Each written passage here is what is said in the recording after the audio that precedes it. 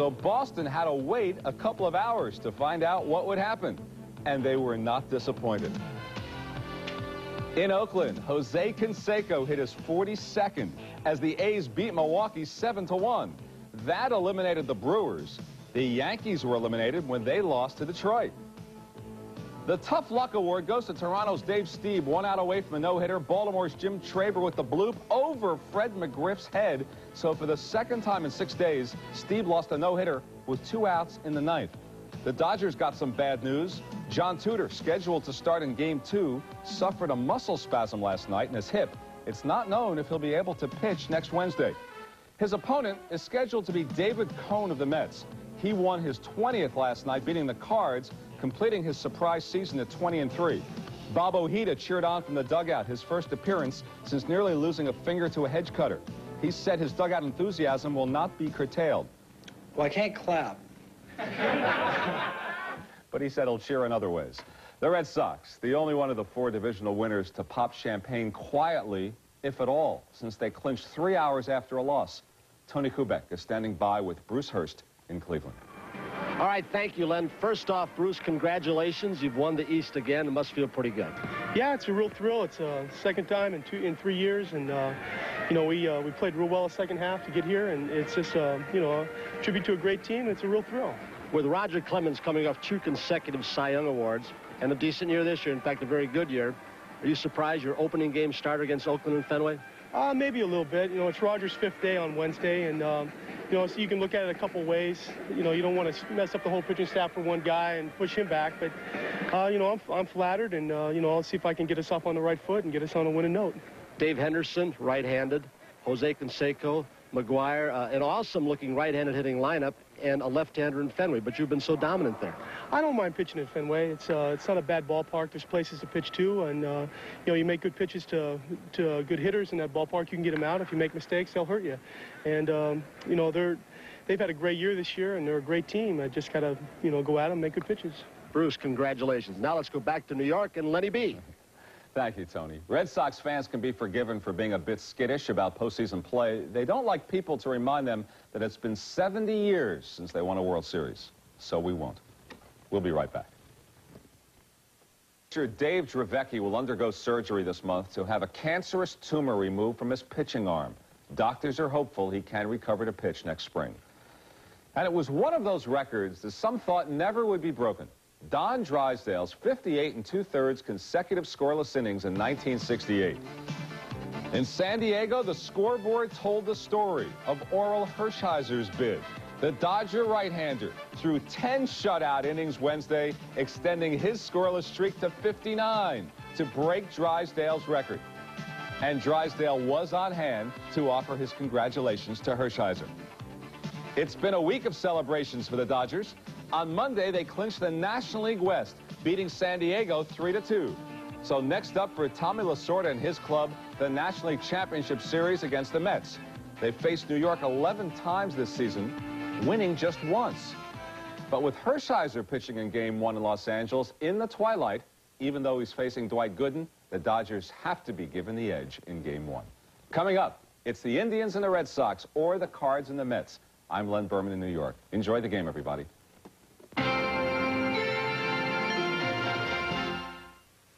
From Municipal Stadium in Cleveland, it is the American League East champion Boston Red Sox meeting the Cleveland Indians in our NBC Sports Game of the Week.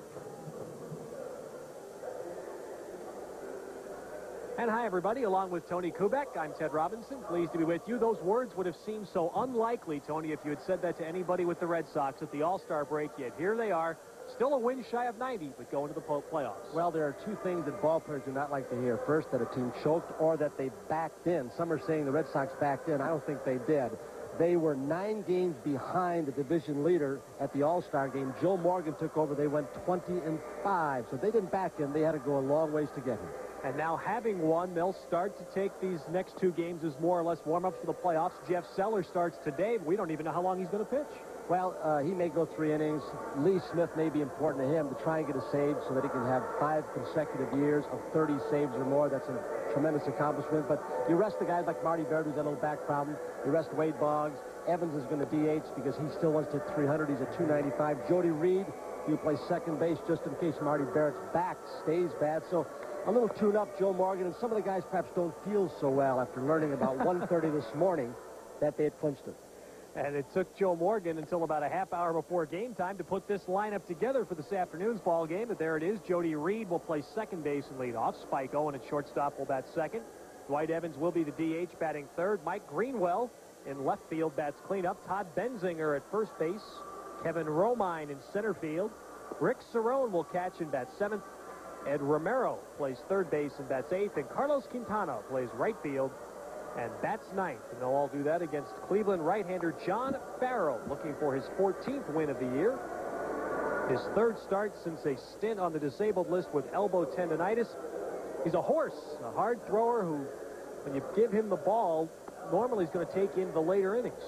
He's one of the young pitchers that Doc Edwards, who was just rehired as the Indians manager for next year, they're counting on, along with Swindell next year. Candiotti is kind of the old guy. He's just over 30.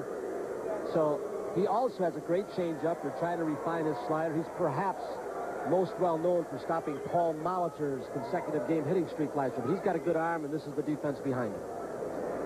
And it is almost like a spring training game in a sense for Cleveland now. There's nothing at stake, so you'll see new people. Luis Medina at first, Ron Washington, Jay Bell, Eddie Williams at third, Dave Clark, Joe Carter, and Corey Snyder in the outfield. Andy Allenson, a regular catcher behind the plate for the Indians, and John Farrell on the mound.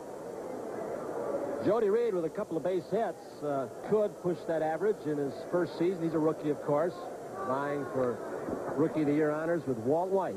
2 rookie shortstops will be in the League Championship Series in the AL. Isn't that something? They say you could never win with a rookie shortstop. Well, you've also got Kevin Elster from the Mets, although I don't think he's considered a rookie, but it is his first full year. Or will Greg Jeffries start at short in the first game for Davey Johnson? Hard hit ball to Jay Bell. Across to Medina. And he throws out Jody Reed, one away. That's the position for next year that Doc Edwards would like to solidify. Jay Bell, of course, came with a reputation in the minor leagues. Good hit, questionable glove, and when he started the season, he was just the opposite. Here's Spike Owen, who, of course, has had a rather tumultuous year. One of the moves that Joe Morgan made when he took over as manager of the Red Sox after the All-Star break was to make Jody Reed the shortstop. And Owen grounds one right over the bag and a base hit into the right field corner. Stumbles slightly as he rounds first, but he will get to second as Corey Snyder plays it in. And it's a first pitch double for Owen. And among all right fielders in the American League, and Jesse Barfield's great and Dave Winfield, that is an arm that people least like to challenge, Corey Snyder. Playing with a little broken bone in his foot, but he has a strong arm and gets rid of the ball like a shortstop. So Spike got a little fastball down and in, perhaps the easiest pitch for a left-handed hitter, Leverage, down and in, and hit hard. So the double for Owen, that's his 14th. He's only had 250 at-bats this year. And that brings Dwight Evans to the plate. Time does not hamper his skills at all. Dwight Evans will be 37 years old early in November and still putting together a phenomenal year. Well, that's a spot first base, and he's played about 50 games there. Parrish has played a bunch of games, and Benzinger, that has been a problem for this ball club. They have hurt themselves defensively there. No move as Owen gave it a thought, but Allenson did a nice job keep that ball in front of him. That's why I think, you know, with Oakland, the first 3 starters scheduled for Tony La Russa will have right-handers. And that gets Gedman's bat a little more lively. Boggs and Greenwell. Looks like a little forkball. He does have a good changeup, and I wonder if he's throwing a forkball along with that. Mark Wiley, the pitching coach, of course, for Cleveland, came over from the Orioles organization. But this is a better hitter, the Red Sox, I think, against right-handed pitching. They're about 8 games below 500 against left-handers. Of course, the quality of the left-handers in the American League is kind of outstanding. That was Viola and Guerra and Key and Flanagan and Langston. You go through the American League and everybody suffers that way. Nobody's hitting well against left-handed pitching this year.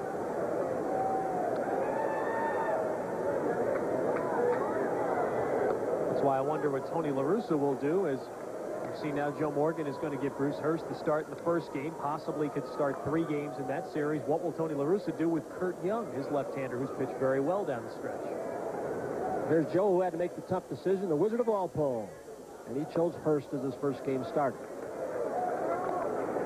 Well, Kurt Young is penciled in as Tony La Russa's fourth game starter, depending upon where they are coming out of Fenway Park. There's Bruce Hurst, who pitched an outstanding game, lost 1-0 to Jimmy Key last Wednesday, and was an unearned run. Full count now, 3-2 to Dwight Evans, with Owen at second, 1 out the first inning, no score.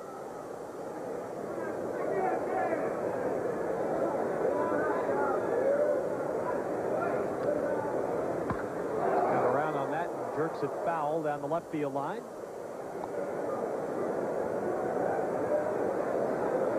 The other thing about Evans that amazes me through the years, Tony, is that he's such a great second-half player. As you get older, you would expect, the novice would say, wow, he'd tail off at you. This guy gets better later in the year. And he's been outstanding in postseason play.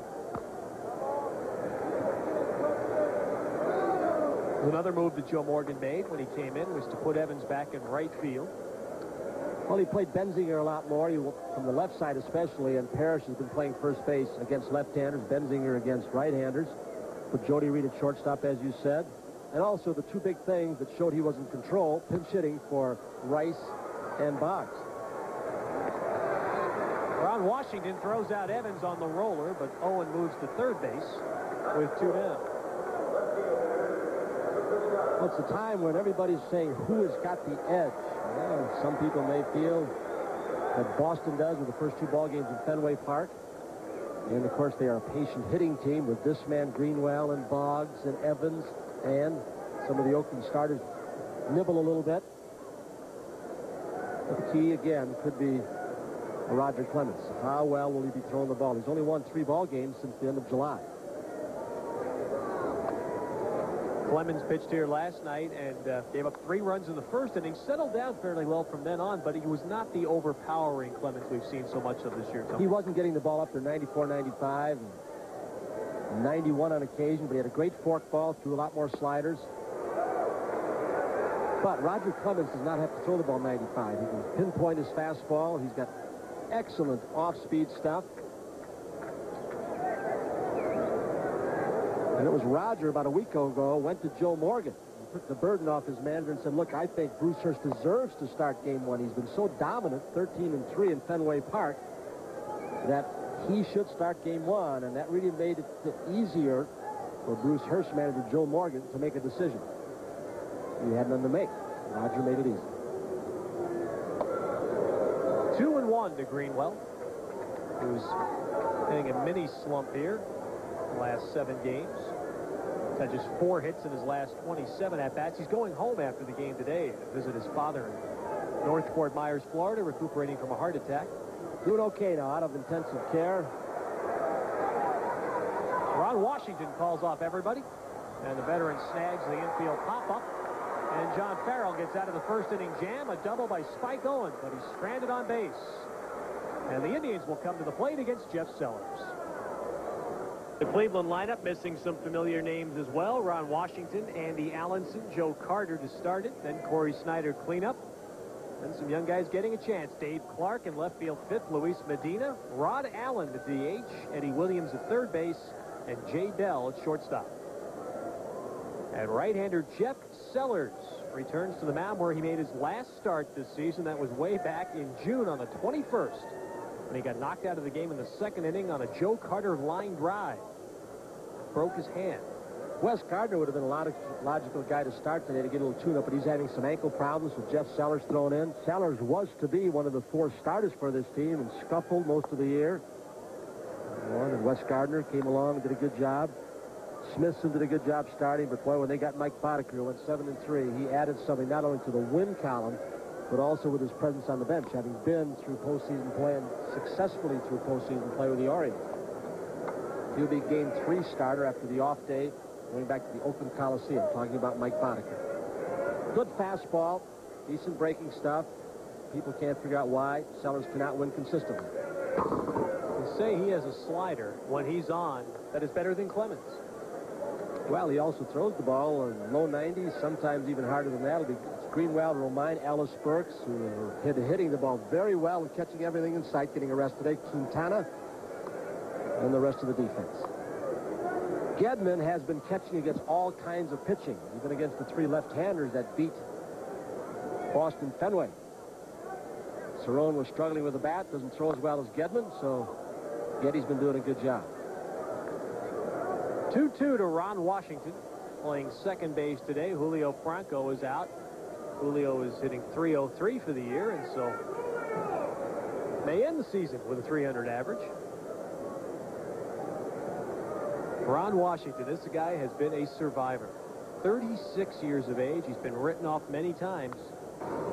Well, he and Frank White, the only 2 remaining who went to Mr. Ewing Kaufman Baseball Academy down in Florida. He just kept battling back to the minor leagues. And Frank White is not going to get the fielding record with his 5 errors this year. He won't have enough chances or games played, rather. He's disappointed. Washington chasing that pitch. Strikes out. That's the slider you're talking about. Sellers, as we mentioned at the outset, Joe Morgan before the game today was so happy about clinching the division. He wasn't quite certain what was going to happen today. They'll probably get 3, maybe 4 innings out of Sellers, and then you're going to see a bunch of the youngsters that the Red Sox have that haven't pitched much lately.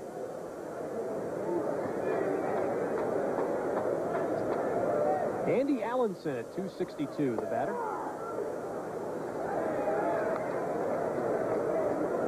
Unusual lineup for Doc Edwards. See Allenson, he normally bats lower in the order. He's had a pretty good year. Most RBIs for a catcher here since Ron Hassey. 1980 drove in over 60. What Cleveland really missed this year, Tony, I think, was Brett Butler. They didn't really have a legitimate leadoff hitter all year. And also the defense has really struggled this year. That's the area that Doc Edwards wants to improve on. The defense to the middle of the diamond. Doc feels that Carter's done an outstanding job in center field, playing there every day, and Allenson behind the plate, but he'd like to get better at shortstop and better defensively at second base.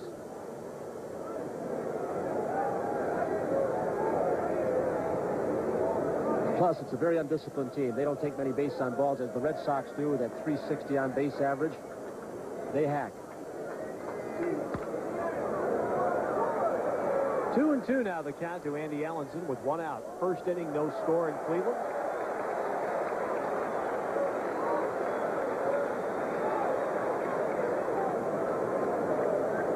The Indians had a great start this year, 15 games over 500 early in June. But since then, since early June, they have won just 40 and lost 63. And Sellers starts with back-to-back strikeouts. During the offseason and earlier this spring, Jeff Sellers was taken under the wing of Roger Clemens. There was a lot of working out together, and he wasn't talking about his stuff. He was talking about his attitude on the mound and the lack of his confidence level, which always seemed to be low. And Sellers still got time with his great stuff, but he just hasn't kicked in as far as being a consistent pitcher. 24 years of age, Jeff Sellers from Compton, California. Here's Joe Carter. You see the 98 RBI total. He needs 2 to have a 3rd straight 100 RBI season. Nobody's done that here since Al Rosen back in the early 50s. Well, Doc Edwards always talks to him. Charlie Manuel, his hitting coach, always talks about him already being one of the best all-round players in the game, but they think he could be a great player with just a couple of modifications and basically stop swinging at bad pitches. You've seen what he's done, and still he's only walked, what, a little over 30 times, close to 40, I guess. 30-30 club. We've already got Jose Canseco. It's going to do better. It's become obsolete, hasn't it? Carter did that last year. 32 homers and 31 steals. He's 3 shy this year in both categories. You know, and I would hope, Jose Canseco, that Thomas Boswell, the writer from the Washington Post, has documentation with his accusations that Jose Canseco, a perfect example of a steroid-ridden ball player, whatever the direct quote was, and then attributing some of those things to Tony La Russa, who's denied them. Well, that's the kind of deal where documentation is very important. The litigation that goes on these days. Knowing Jose a little bit, I'd be very surprised if that were true. The ball caught by Spike Owen on the pop-up from Joe Carter, so it's an easy 1-2-3 first inning for Jeff Sellers. We have no score after 1 in Cleveland. After baseball, the games of the 24th Olympiad continue on NBC. The United States water polo team, a major surprise this year, plays for the gold medal against Yugoslavia, the team that beat them for gold in '84. Then the soccer final, and Bruce Baumgartner of the United States goes for gold in the wrestling freestyle heavyweight final. All that later today on the games of the 24th Olympiad, and I'll be up late tonight to watch that men's marathon. I don't know what Bob Costas was thinking of last night and the partner. He's really slowing the trigger. It took him about a minute and a half after Milwaukee lost in Oakland, about 1:30 in the morning Eastern time, before he got the final score on the air, that Boston clincher. He's a little slow. You think he hadn't found the pennant race along with Marv Albert? Oh, yeah. The rest of the guys there? Has to cross the date line. There's that minute and a half delay crossing the date line for those scores. Todd Benzinger, the batter, 1 ball, 1 strike to count from John Farrell. Who during the run for the pennant had some big base hits, big home runs, but has really struggled with the bat from the right side. He's been benched because of it. He's their best defensive first baseman. Switch hitter, but he's a much more productive hitter left-handed, as you saw there, and 55 points higher left-handed. Shoots that one to right field for a leadoff hit. He's the guy that Ted Williams talked about having all but the perfect swing from the left side with that little bit, not a severe uppercut, but swinging up on the ball slightly. Great head discipline, head right down on the bat. And you notice one of the few Red Sox hitters there didn't take that top hand off the bat. Well, there's that controversy between Walter Riniak and Ted Williams. Ted won't go into the major league complex. He doesn't agree with Walter. He pretty much stayed away, but I think some of the players on this Red Sox team share ideas from Winiak and Williams. Boggs does. Greenwell sure does. There's Walter. But Walter said when the season started, the team was slumping. Wait till September, we'll have about 800 runs scored and about a 280-85 team batting average, and they do. Snyder catching the fly ball from Kevin Romine for an out. Benzinger back. That guy's one of the great, all-around players in this game. Remember last year when he played about 5 different positions with Pat Corrales and the year before, and now that he's settled in one spot, as is Joe Carter, been able to focus more on one position, but especially gives him more time to think about his hitting. He's cut his strikeouts this year in just about in half. Slap foul down the left field line by Rick Cerrone. Cerrone batting .270. He has had the great start this year for the Red Sox when Gedman was hurt. But the Red Sox, interestingly enough, have a much better record, 1-loss record, in games in which Gedman has been the catcher. Well, the pitchers feel more comfortable with Gedman. He's been around longer. They think and work together better. Plus, Cerrone's been in a 4-for-40 slump. He was important earlier. Got some big hits. Gedman hurt and Gedman slumping early. He filled in quite well. Got him over some big humps. There's that great changeup. Farrell really has a great. He even dropped down a little bit, and very few pitchers can do that. Throw the changeup from 3/4 and then drop down the low 3/4 or side arm and throw it for strikes. Only a few can do it as Doyle Alexander. Doyle's pitched for 20 years.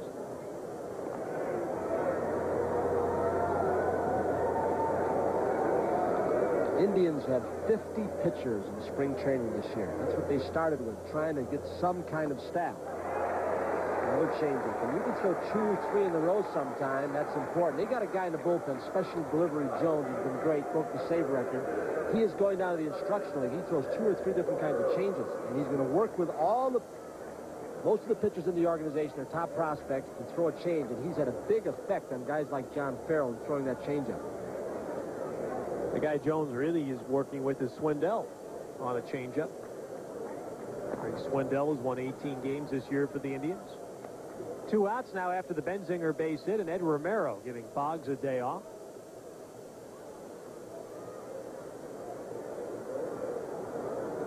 Red Sox regulars may get another day off tomorrow. Tom Candiotti pitches here for Cleveland, and so I imagine Joe Morgan will be concerned about how many regulars he wants to get in there against the knuckleballer last game of the year. Well, really, Joe's got to be careful, too, and he's aware of it. He's already talked to all his players, and some of them came in late.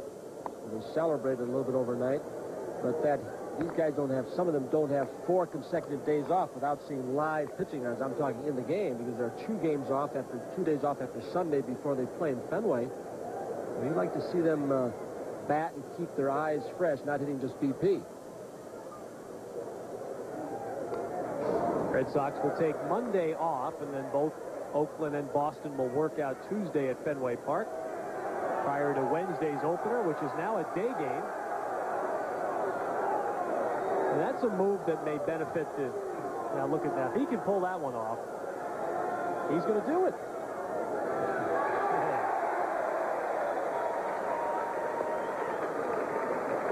Meanwhile, Farrell strikes out Romero to end the inning, so an impressive inning for Farrell after the base hit by Benzinger. And after an inning and a half in Cleveland, we have no score. The huge ballpark here in Cleveland, a great old ballpark. It's people here will tell you it's a great place to be when it's filled. They've brought about 1.4 million here this year. When they were winning early and they had a good April and May, people bought their tickets early because it looked like it was going to be the year. And they do have a good offensive ball club. They've got a chance to have some outstanding arms. I mean, Rod Nichols throws well. Swindell, still young. Farrell pitching today. Rich Yett, just 24, pitched an outstanding game yesterday against Roger Clemens. So Hank Peters over from the Baltimore Orioles. Done a good job. He knows the importance of putting those pieces together, but the biggest piece is still pitching and defense, especially with the baseball they're playing with this year, where defense became more important. 2-1 to Corey Snyder. Now 2-2. Snyder, Tony talked about his arm. A lot of baseball pitchers have said he has the best wrists since Carew. We're thrown out here by Jody Reed, 1 away. When Snyder was at BYU, he threw a baseball through a hoop that was 2 feet wide from a distance of 250 feet away.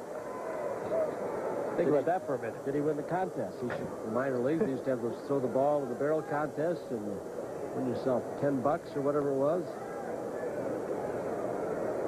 And a lot of people learn to respect this kid because he is playing with that broken bone in his foot. Some might have... We don't want you to play and hurt yourself. You want to just take off and finish the season on the bench or at home. And he said, no, I want to keep on playing through it.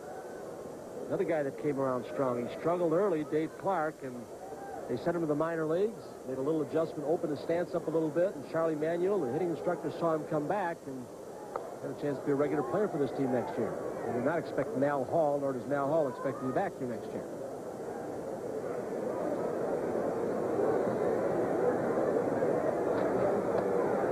Clark was here until the 4th of July. Went down to Colorado Springs where he hit .297.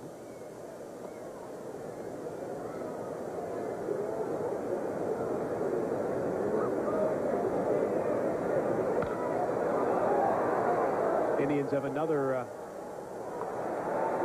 young outfielder who's not playing very much since he came up September 1st. Reggie Williams, the old Dodger, who played about 140 ball games for the Dodgers 2 years ago. He's going to go to spring training next year thinking he has a shot to win the job.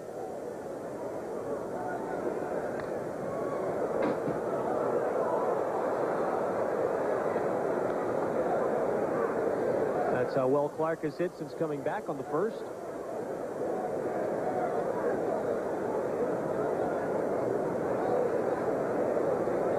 2-2 the count with 1 out.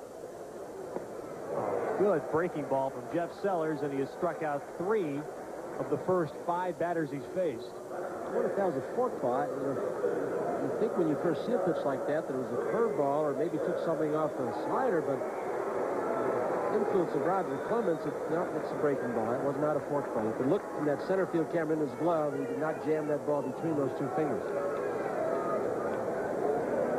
Luis Medina stands in now against Sellers, and Sellers is a guy that I'm sure will be talked about in an upcoming week. The Red Sox have lost 14 of the last 15 games they've played in Oakland.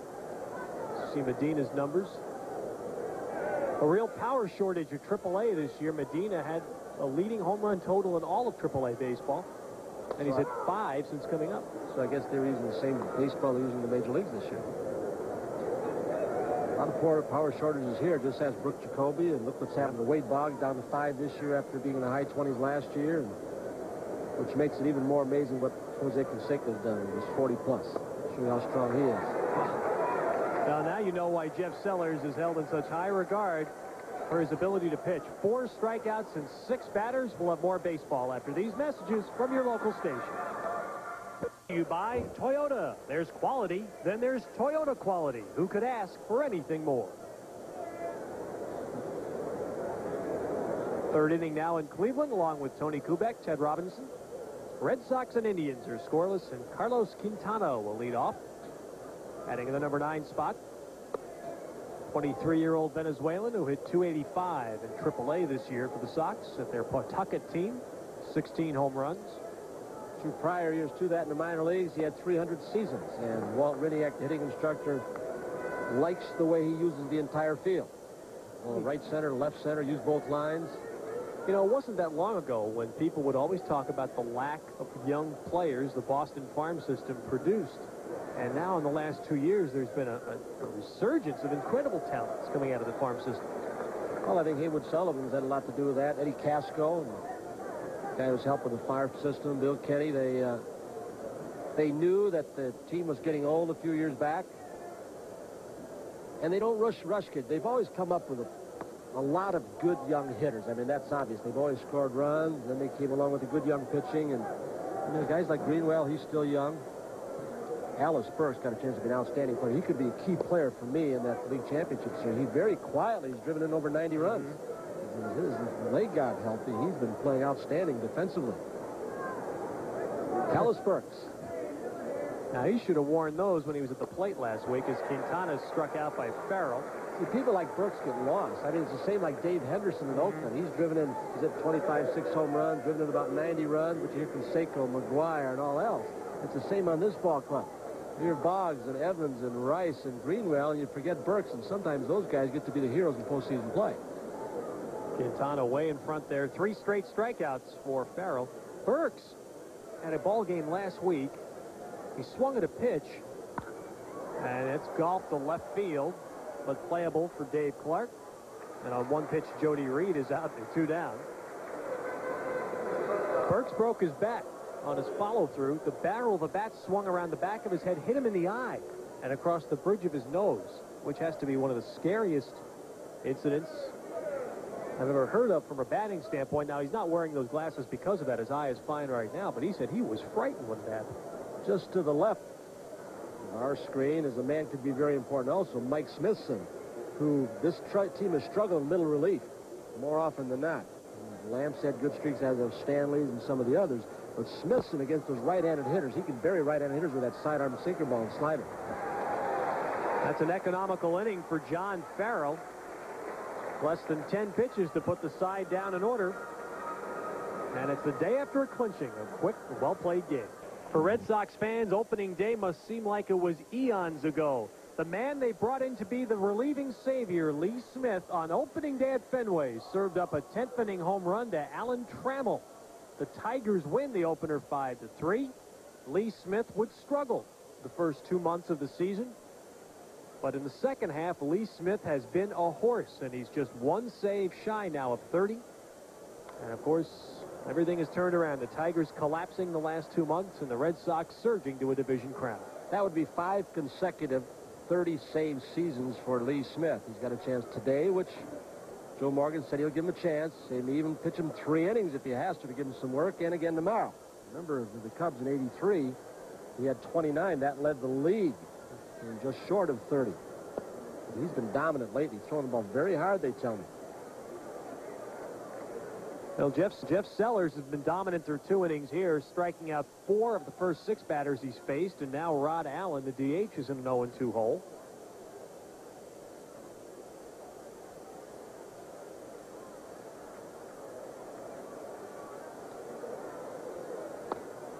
Just missing, low and away, and it's 1-2. Not the greatest hitting conditions today. Day baseball with a shadow over home plate. Few clouds in the sky, so it's not real bright, but you can see by that contrast hitters are going to have trouble picking the spin up on the ball. Pulls the outside pitch to shortstop, and there's one away.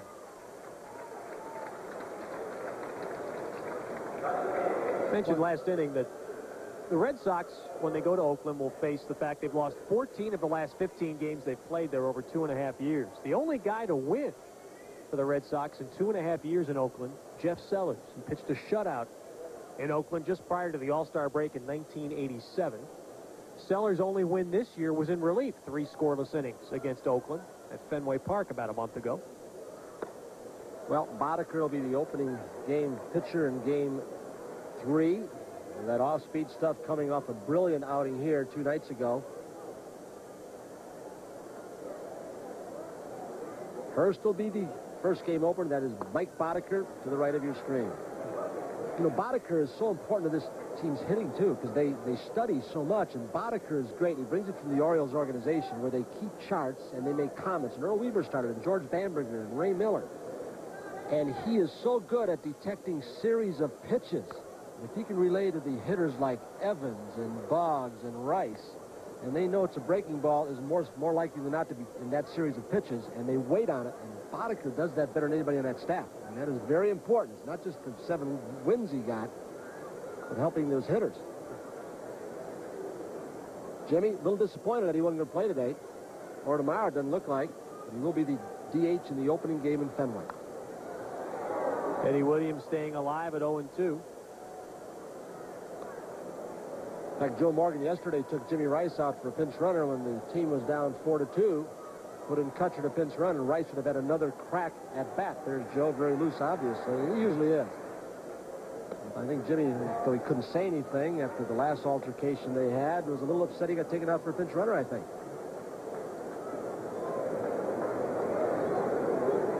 Jim Rice, he's also closing in on 400 home runs. He'll have a shot at that next year. And Eddie Williams goes down swinging. 5 strikeouts now for Sellers in the first 3 innings. Well, he's throwing the fastball hard. He's had a good slider. This looks like another changeup. He's had 3 dominant pitches working for him today. He's been thrown for strikes. Of course, this is a somewhat meaningless game, to say the least. Maybe not so for him, though. Well, might not be. Where's Sellers trying to prove he wants to be on that 24-man playoff roster? The Red Sox will determine that on Monday.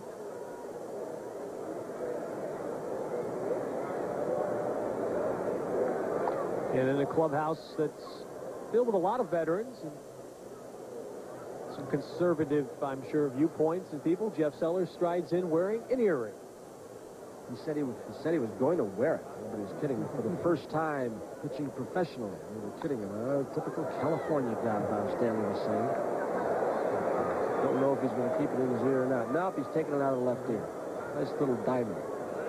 You know, talking about how rosters are selected, there's a little difference in opinion whether teams should keep 10 or 9 pitchers to fill out their 24-man roster.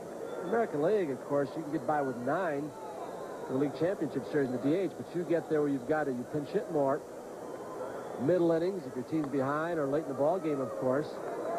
National League rules in the World Series, of course, when the DH is not used in the days in the National League Park, it becomes more important to have a 10-man pitching staff. So that's a decision that Tony La Russa's got to make, and also Joe Morgan. I think Davey Johnson's going with 9 pitchers for the Mets. That's the original plans. I'll tell you, Jeff Sellers is putting on a show here. 6 strikeouts in the first 3 innings. And now a look back at a very special Olympic moment. The Red Sox last game before the All-Star break would be the last for John McNamara as skipper of the team. At Comiskey Park in Chicago that day, the White Sox win 4-1, ending a 12-game Boston road trip in which they went 4-8. The Sox went to the All-Star break just 1 game over 500 and 9 games out of first place. A couple of years ago, just about a pitch short of winning a World Championship, and Johnny McNamara is no longer there. Then the Wizard of Walpole took over. I'll tell you what, that man has got guts, if nothing else, to pinch hit for Jim Rice at Fenway Park this year, and then to pinch hit last week at Yankee Stadium for Wade Boggs. Somebody thought maybe that's the first time it ever happened. Boggs was pinch hit for once before. Dave Stapleton did it. early in Wade's career. Well, and the thing about the Jim Rice thing is that the front office really backed him up on it. Backed Joe Morgan up.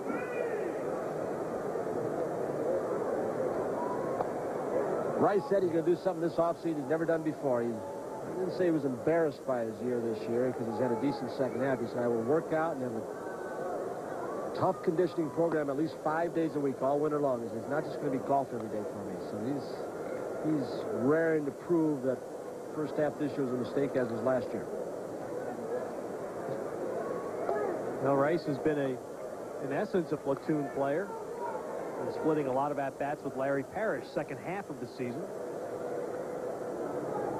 Although Rice still going to get almost 500 at-bats on the year. And Dwight Evans takes the walk on 3 and 2. So the first issued by John Farrell gives the Red Sox a leadoff runner in the 4th. And will bring Mike Greenwell to the plate.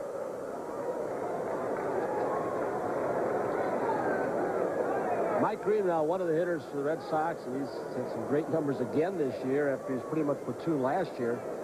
Tapping on the top of the helmet, he wanted the second base umpire to move out of his line of view, and he does. But he's one who gives credit to Ted Williams, who has a kid in the minor leagues. Durwood Merrill at second. Williams told him, you got to get the ball in the air. You can't keep chopping down on the ball, hitting ground balls, because 7 out of 10 outs in the big leagues are made on the ground. The ball's put in play, so Greenwell gives him credit for increasing his power production, hitting fly balls. Of course, he's gotten so much stronger over the last few years. Wow. Medina can't hang on. They'll get one, and that's all. All hit him right in the glove and popped out. They still get the force out on Evans at second. Well, Willie Upshaw had a good start for the Indians at first base, and is the best defensive first baseman they've got. In fact, he's rounded out to be one of the best in the American League. And they think Medina will hit. You showed his power numbers earlier in the minor leagues. They're not sure about him being able to play first base. The double play, if he holds on to it, he catches it and steps on the bag. This way they only get one. Now Kutcher will pinch hit for Greenwell. Randy Kutcher. Kutcher pinch running, excuse me. There he is at first base for Greenwell, and Benzinger will be the batter with 1 out in the 4th.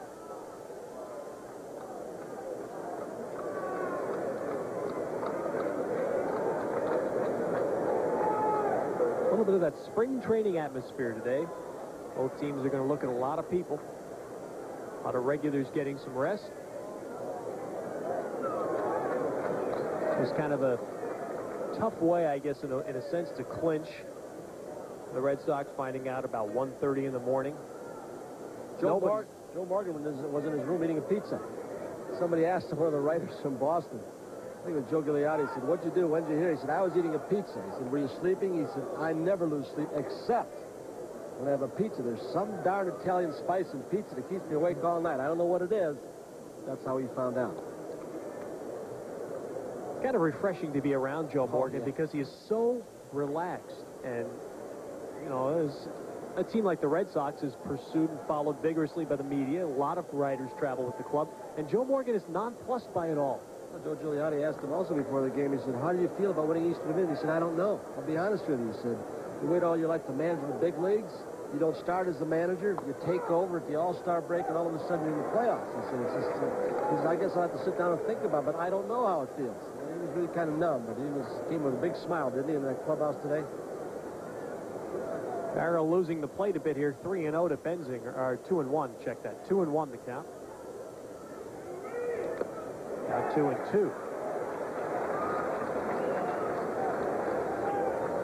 That's the great Farrell changeup, and he has a beauty.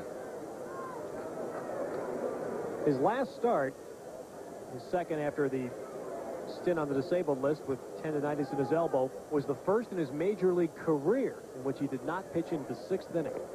The Tigers knocked him out in 3 2/3, ending a streak of 38 starts in which he had gone into the 6th inning.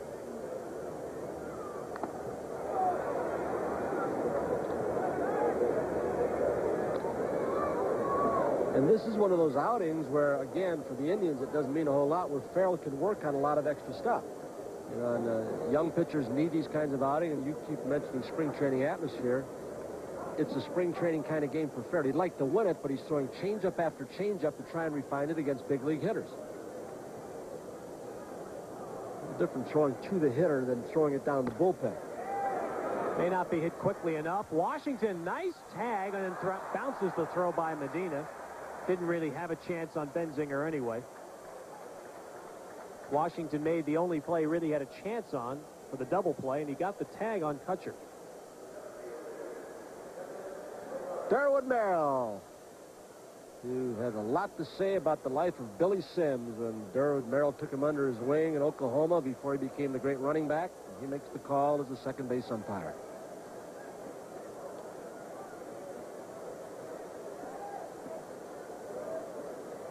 So with 2 outs now, a runner at first is Benzinger and Romine, the batter. He flied to right field his first time. Romine is at 1 home run this year, and that was one of those dramatic hits in the Red Sox winning streak right after Morgan took over. His first big league dinger. It beat Kansas City in a game at Fenway.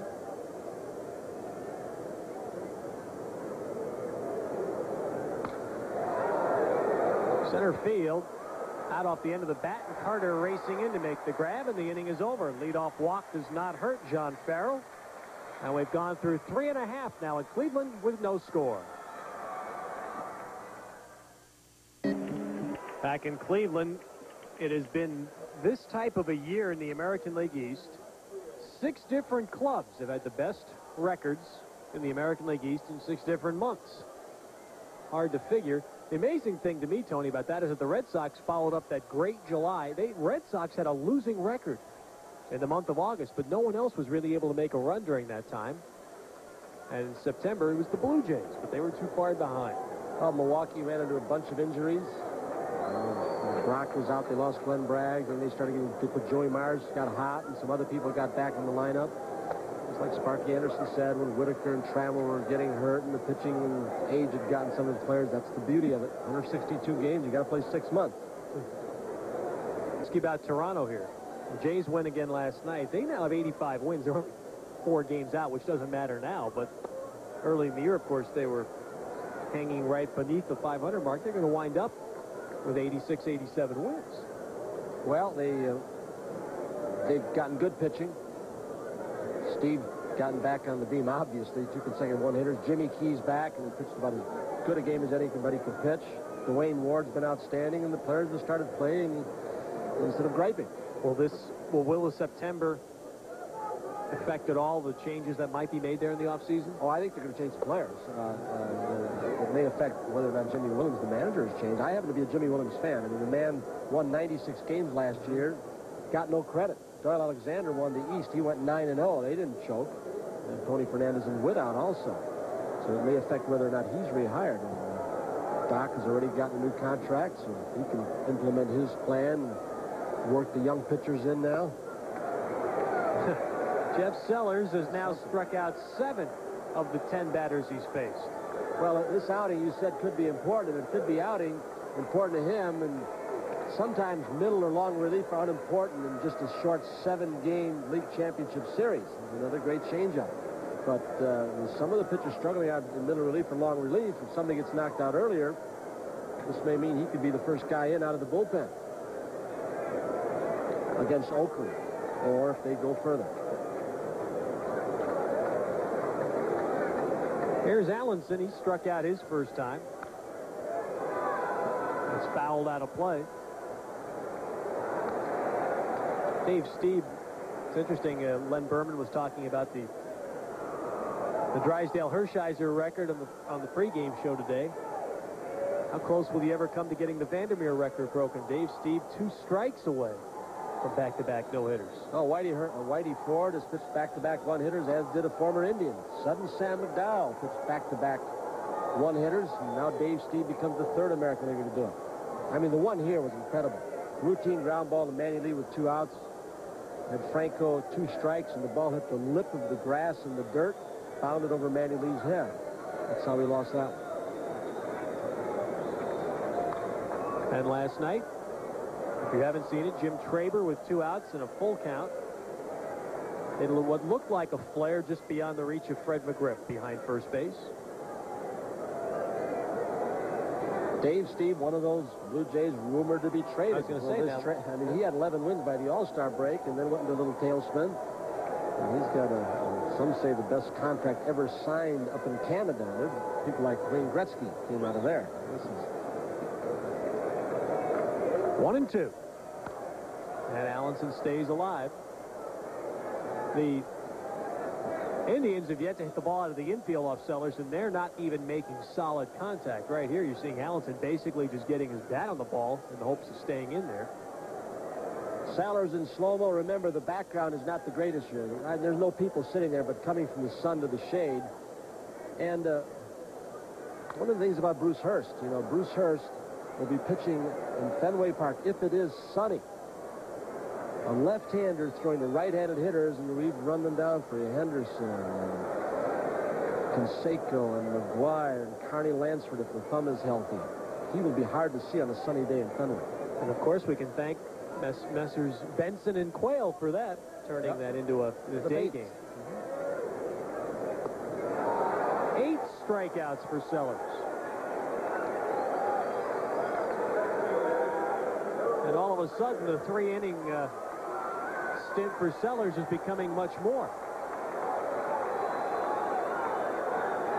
I mean, he's got today anyway, and I was talking to Ron Schuler, an Oakland coach and former pitching coach who's here scouting, and he was talking about David Cone from the Mets, who won his 20th. Yes, Roger Clemens. When you got 4 pitches that are 7 on a scale of 8, you've got some. That's the kind of pitching he's got today. Sellers. Of course, Cone's had it every game out, and Roger Clemens has it almost every game out when he's healthy. Now, Sellers, I'm sure, will stay out there as long as he retires the batters. 12 up and 12 down, 8 by strikeout through the first 4 innings. More baseball after these messages from your local station. Greenwell was kidding Jeff Sellers about the last-minute start. He said, "Nah, I know what'll happen. You'll go out and pitch a shutout now." Now, Sellers has struck out 8 of the 12 men he's faced. That's just 2 shy of his career high. He came to the ballpark thinking Wes Gardner was going to get a little tune-up in case he's the 4th game starter in Stokeland. Maybe he ought to do that all the time, Jeff. Cerrone grounding out on the first pitch. And 1 out here in the 5th inning. Bring up Ed Romero. And Tony, one thing I wanted to talk to you last week about, we didn't get into it. Look at Farrell out there. He's 6'4" and 210. It's amazing how pitching has changed. It's almost pitching now is like being a center in basketball. You can't pitch unless you're big.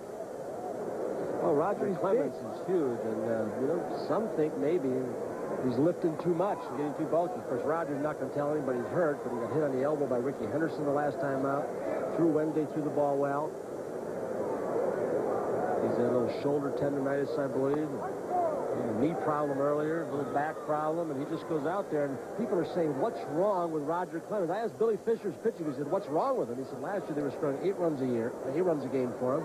This year he's got more strikeouts, more shutouts, more complete games, less hits than innings pitched. He's had one of those years where the ERA is about the same.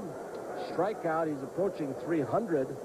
I mean, and he said, nothing's wrong with him. It's just one of those years where things didn't go together, where he didn't win 25. He could have won 25 or 26 easily. But he isn't throwing as hard, and he didn't last night. Tough hop there, played nicely by Eddie Williams, and he throws out Romero.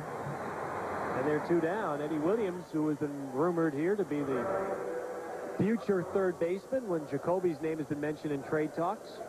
Well, Brooke Jacoby, one of those who may have been hurt by this deader baseball. He had over 20 home runs last year. This year, he's got about 8. And his balls he was hitting the right and left center field when he finally learned to go the opposite way last year. Were going out, now they're going to the warning track.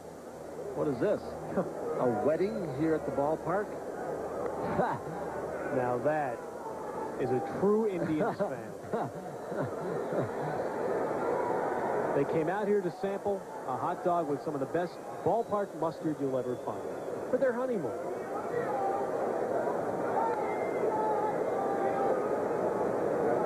Maybe he's a Red Sox fan. I shouldn't say that. I thought he was going to be out here for the clincher today. There are a lot of them here that the spur of the moment when the Red Sox didn't clinch it up in Boston when 3 left-handers consecutively, Musselman, Flanagan, and Key beat them up there. It had never been done before.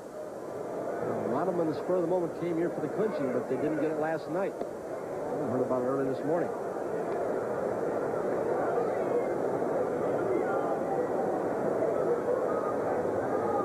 A lot of Red Sox caps all throughout Municipal Stadium last night and again today as Quintana takes the walk on 4 pitches. Well, the irony of last night was Roger Clemens was 9 wins, no losses lifetime against Cleveland. You figure, well, that's it. They're going to sew it up. And Roger gave up 4 runs, but if one play had been made by the defense, he might have only given up 2. If they'd cut a ball off and got him the runner for the 3rd out, and after that a couple of more runs scored, Roger could have been a winner 2-1. First inning last night was uncharacteristic for the Red Sox. They failed to cut a ball off, and then they got victimized by the old sucker double steal play with 2 outs. They threw through, and perhaps shouldn't have, allowed a run to come home from 3rd. And Rich Yett, who's got a good young arm, one of the players Cleveland got when they gave up Bert Blyleven several years ago. Yett pitched a good ball game. 2 outs and a 1-ball count to Jody Reed. Left field. Bad sign. Bad sign. Oh, boy, he ice cream coned that ball up in the webbing. But he caught it, and the inning is over. The Red Sox have left 4 runners on through 5 innings. The Indians have yet to have a runner in 4 chances against Jeff Sellers. Joe Morgan made his pitching matchups known officially this morning. And, Tony, for the first 3 games at least, those are now concrete. Depends where the 2 teams are, Oakland and Boston. And by the time they get to Game 4, if you're down 1 game to 2 or no games to 3, you might come back on 3 days rest of your ace. So those 4th pitchers could be question marks, although Kurt Young has pitched so well. And he's been really outstanding. Now, how would you think a manager like a Joe Morgan would send a left-handed pitcher out there maybe 3 times in a series to face Canseco, McGuire, Lansford, etc.? Well, because he's a great lefty. Bruce Hurst is 13-3 in Fenway Park, and games 1, 2, and games 6, 7, if necessary, are going to be there, and he really has deserved it. See, Toronto's beaten him twice in Fenway. But with that forkball that Bruce Hurst has, and the Oakland younger hitters perhaps loving heat a little bit more. Not that Bruce Hurst can't throw hard. He's got a good slow curveball and a great forkball. Smoked line drive to center, but it's hit right at Kevin Romine. And how it's changed in 20 years. I mean, it used to be that the Red Sox would stack their lineup with power right-handed hitters, and left-handers would avoid pitching there. Casey Stengel wouldn't pitch Whitey Ford. Great as he was, the Hall of Famer in Fenway Park, you bring him in relief. But now it's changed. That tailing fastball from the left-hander or right-hander, or that forkball or split finger now is tougher to pull and get on the wall. And they make it into center field or right center field, which is the big part of the park in Fenway. Tudor learned to pitch there. I mean, he's been so great. Ojeda? Ojeda. All right, now here's my prediction. You mark it down. On Wednesday, Tony La Russa is going to start Ron Hassey as the catcher instead of Terry Steinbeck. He's going to start Dave Parker as you look at the National League pitching matchups. Again, Belcher, I guess there would be the question mark. Well, I think he'll start Parker because he's hit left-handers well most of his career, but I think he's going to start Steinbeck. Okay. And wouldn't surprise me if he starts Poloni. Dwight Gooden, Dave Cohn.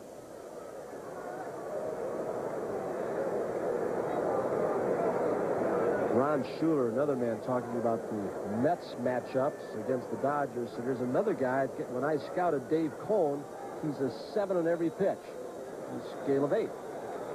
7 basically means it's about as close to a perfect fastball. He's 94, can throw it from the side or over the top.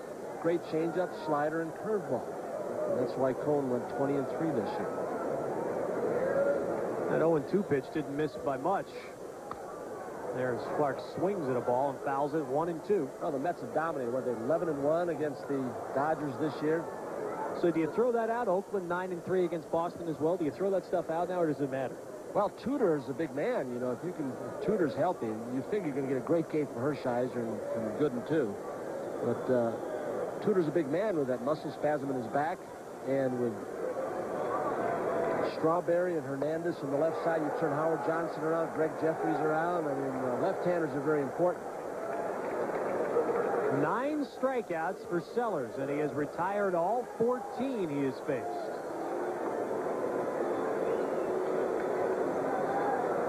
That's just an explosive fastball. Look at how late the swing is. The other thing I'd have to wonder, Tony, is how much does this kid have in his arm? He hadn't started a ball game since June.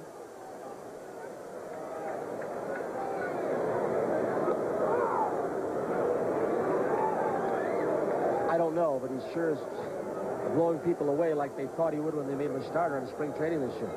And then it disappeared, then he got hurt. Of course, Joe Morgan is not going to lift him while he's got this type of game going, but you wonder how much he has in his arm today. 1-1 to Medina, struck out his first time. Snyder's line drive to center field to start this inning was the first ball out of the infield for the Indians in the game.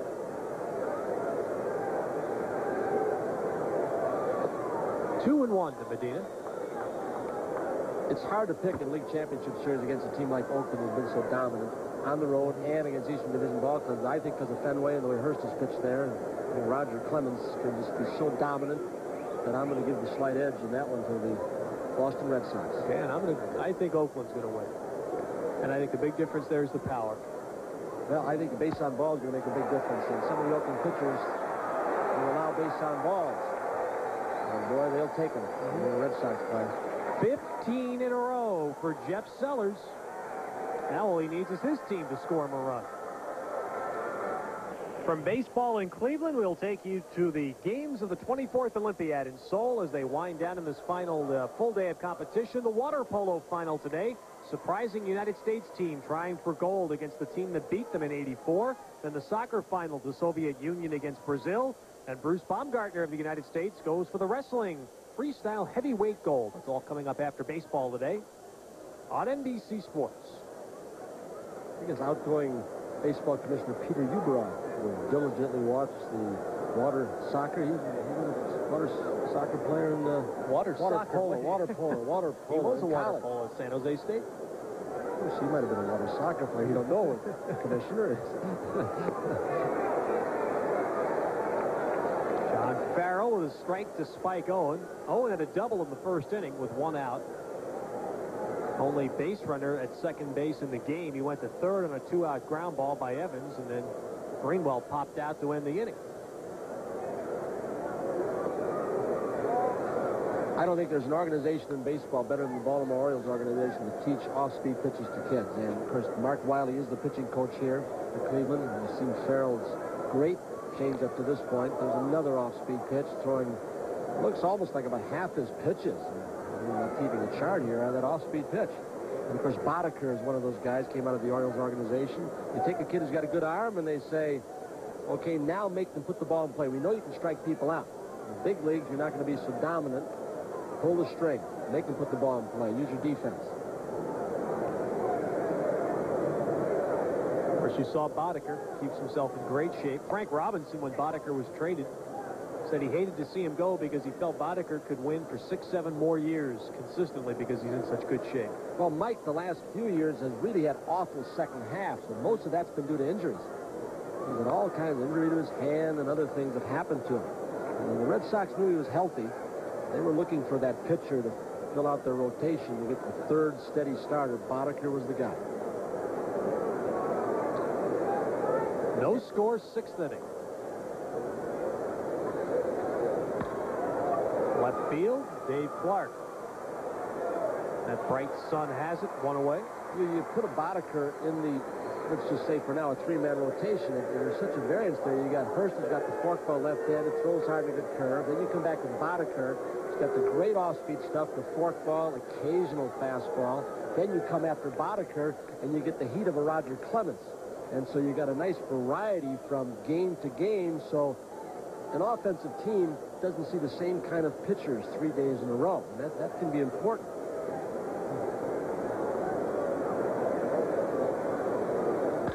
Evans, first pitch hitting. Right to Jay Bell, and they're two down. Don't forget, at the end of today's game, we'll be selecting our NBC Miller Lite player of the game. Right now, the pitchers are taking the runaway lead in that category. Sellers has yet to allow a base runner. Farrell himself working on a two-hitter. Well, Joe Morgan's plans were to pitch in 3 innings. He said, then I'm going to go maybe a John Troutwine, Roachford, Bolton, left-handers. Just give some guys a work and hope we can hold them to get Lee Smith his 30th save. Joe Morgan's been looking at the K's going up like Roger Clemens is out there. And he's seeing a 0 on that hit column. Can you ever take a pitcher out under those circumstances?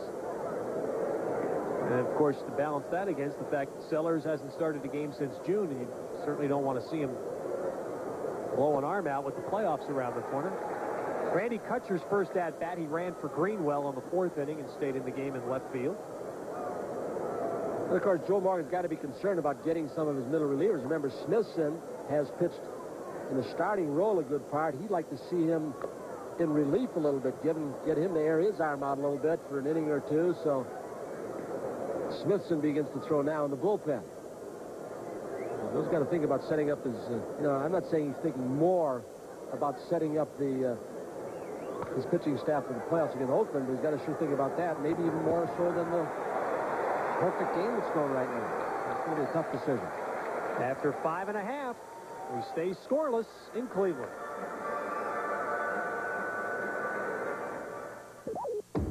To the bottom of the 6th in Cleveland as we a very quickly played game thus far, and Jeff Sellers has been dominant. He's retired all 15 batters he's faced, striking out 9 of them. Farrell hasn't been bad. It's about just 2 base hits. It's the bottom of the Cleveland order here in the 6th. Rod Allen, the DH.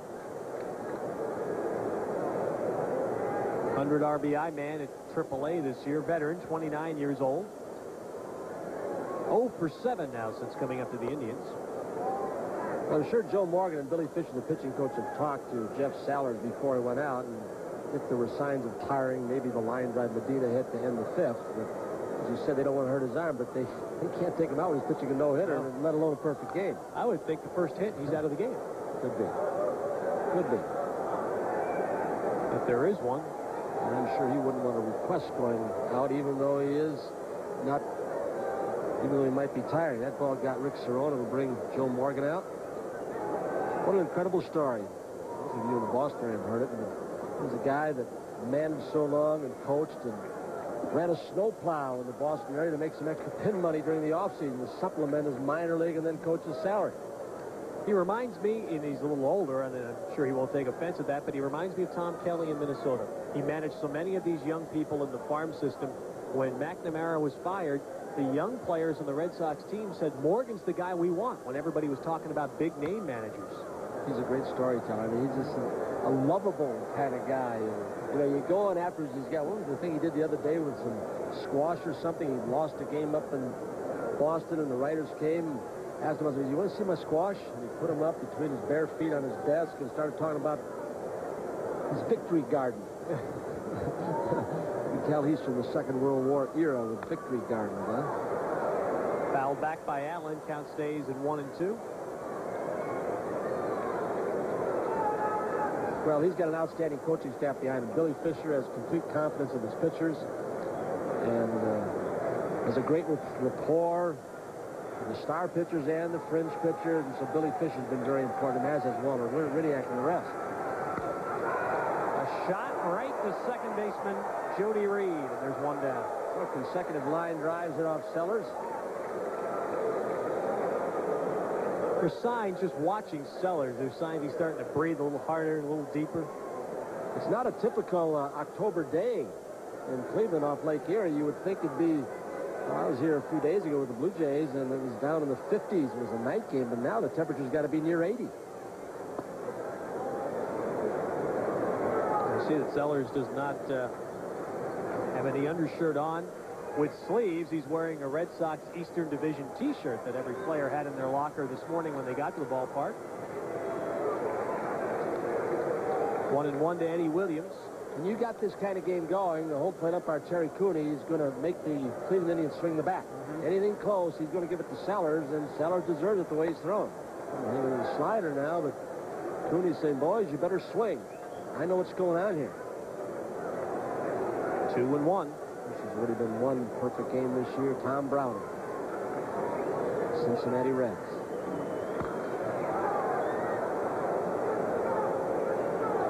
Now 2-2.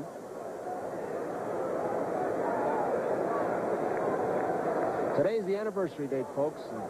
Look back in history, Roger Maris got his 61st home run off Tracy Stoddard in Yankee Stadium.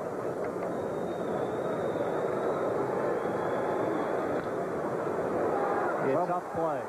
Long throw by Owen. Got him.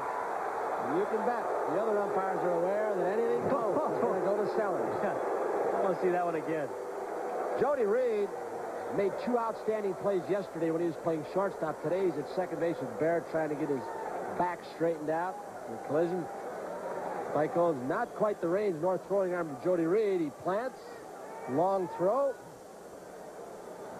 Well, Benzinger played that one like a veteran first baseman, too. He got that foot going. Tim Welke makes the call at first base. And Sellers loves it. 17 in a row. And now the number 9 man, Jay Bell, the shortstop. Nice play by Spike Owen.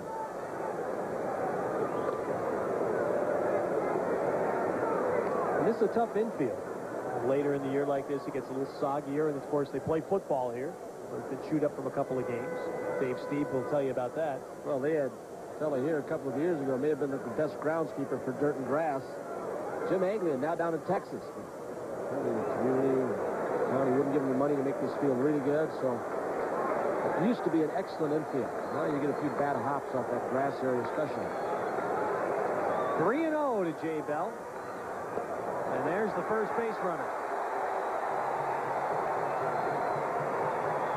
A 4-pitch walk to Jay Bell. Breaks up the perfect game after 5 2/3 innings. Fella coming up right now had a lot to say about a no-hitter earlier this year. A fellow named Odell Jones from the Milwaukee Brewers is pitching a no-hitter here, and Ron Washington, who knew him from the minor leagues. And Odell Jones said, I knew Ron Washington was going to break it up in the ninth, and he hit a line drive over to second base, who had to break Odell Jones up.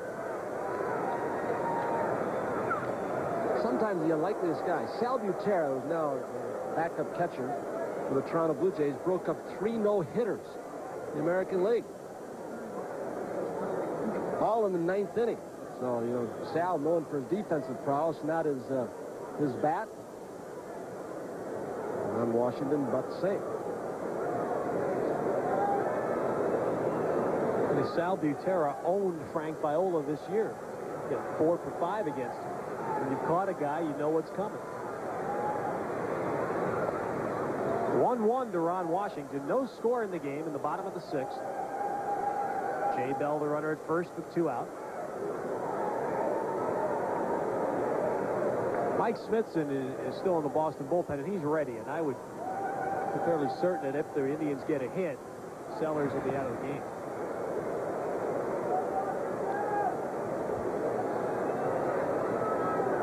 He is taking a lot of deep breaths on the mound now.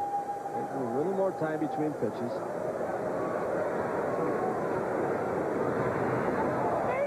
Doc Edwards has been running a lot with this team, trying to find out who can put the bat on the ball, who can get a jump off base, trying to create some openings. He's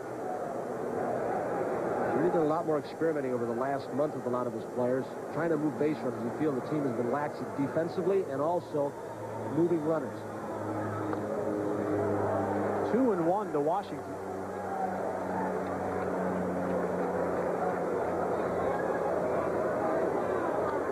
Washington's been counted out so many times. He's been counted out again. The Indians have told him they'd like him back next year as a coach. Washington's 36. He says, I still want to play. John Gorel, the third base coach and former Twins manager, is going to kind of run the minor leagues, instructional league. So he's going to take a little bit of a retirement from the big league scene, and Ronnie Washington may be the guy, it sounds like, to take his place.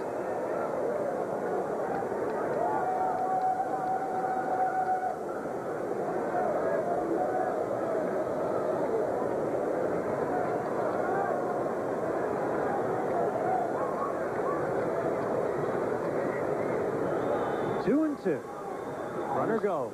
And a foul back.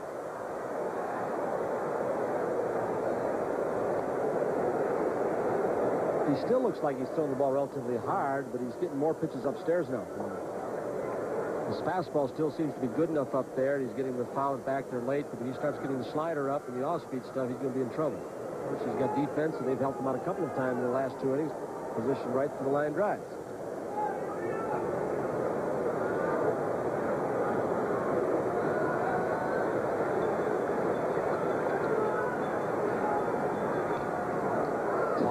stays alive with a foul back. I would guess that fastball's still around 90. I would give or take a little bit. He's not throwing that tight breaking ball like he was in the early innings. Perhaps getting a little tired, and the arm speed a little bit less than it was through the first 5. Less arm speed, not enough speed on the pitch, and the ball has a longer time to travel through the air, and it doesn't bite as quickly. That makes sense. Did to me. I'm not sure it did to me. My partner in Minnesota, Jim Cobb, wrote a Popular Mechanics article this year about pitching. I read the first 2 sentences. I gave up. Struck him out. 10 strikeouts for Sellers equals his career high, and he still has a no-hitter through 6. We're back to Cleveland after these messages from your local station. The heartbeat of America, today's Chevy truck.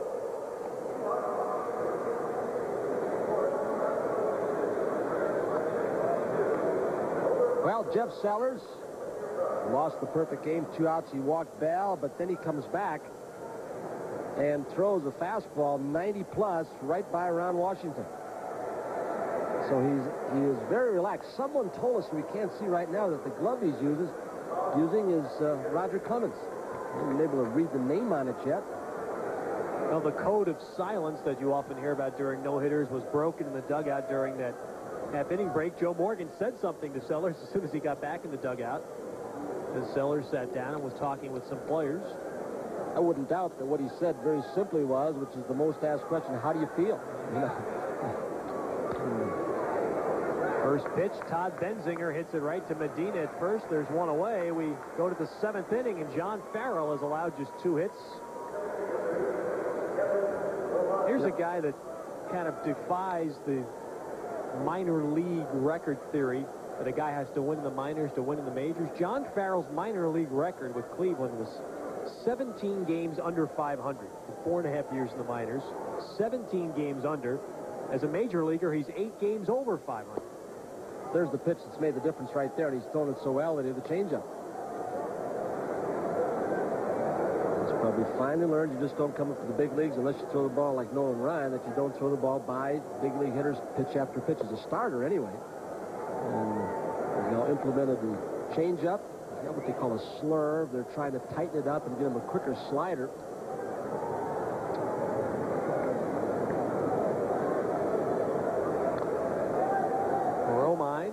Has flied to right and flied to center. Now a 2-1 count. I'm sure what they looked at also, that even though he wasn't winning, they were working on the off-speed pitches and the breaking stuff in the minor leagues. Look at a pitcher's mechanics. Will he be durable? Does he use his arm right in the lower body? And a little slider. Now, that's the pitch they're also trying to refine, as we just said. But there's a point in that you don't need to be a winning pitcher in AAA if you're a prospect and someone that you feel's got the right stuff. Guys are rushed so now, and it's so much harder to judge pitchers because of the metal bats in high school baseball, in college baseball, where so many pitchers are throwing fewer fastballs because you hit the metal bats in college and high school. So you hit on the end of the bat, you hit it on the handle, and they're base hits many times. So many coaches are teaching more off-speed pitches to throw. And some others theorize that's why a lot of pitchers don't throw as hard coming into the big leagues anymore, because they're not used to throwing their fastball. You don't use it, you lose it. Rick Cerrone taking ball 1. Cerrone is struck out, grounded to second. Red Sox got a man to third base with 2 outs in the first inning. And that is the only runner who's advanced beyond first in the game for either team. I wonder what the Oakland A's scouts and the others in the ballpark and the Mets and the Dodgers think. They say, this guy wasn't supposed to be there, Jeff Sellers, and now we've got to keep our eye on him because of the way he's thrown today. Will he become a factor in playoffs? Yeah, I'm sure Mike Squire is going to go back and tell Oakland, let's hope this guy don't pitch against us. John Farrell has retired 7 in a row. We stay scoreless, and now another edition of Characters of the Game.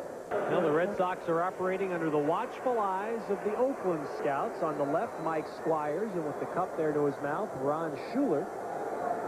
Well, what they're looking for, they're not only looking how to pitch the Red Sox hitters, both left and right-handed pitchers against them, Mike Squires has got a stopwatch down there also. He's the man on the left. As Ted just told you, they are also getting the release times of every pitcher because the Oakland running game, you hear about Fonseca, McGuire, and the others, the running game for them is very important. Cerrone caught the ball on the lip of the Cleveland dugout, and there's one away. He wasn't getting a whole lot of help in the visitor's dugout.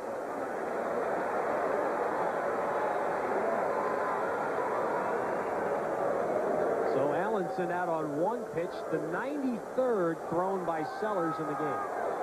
And by making this outstanding catch with Benzinger coming on, it gets Jeff Sellers one out closer.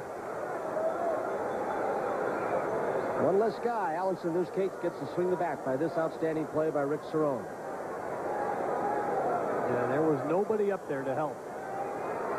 Joe Carter is 0 for 2. And he's in a 1 for 15 slide. And, doesn't get all of that. It's foul outside of third. There was not a ball hit well off Sellers until the line out by Medina to close out the fifth. And then Rod Allen lined out to Jody Reed at second. And those have been the only two balls that have been hit on the nose.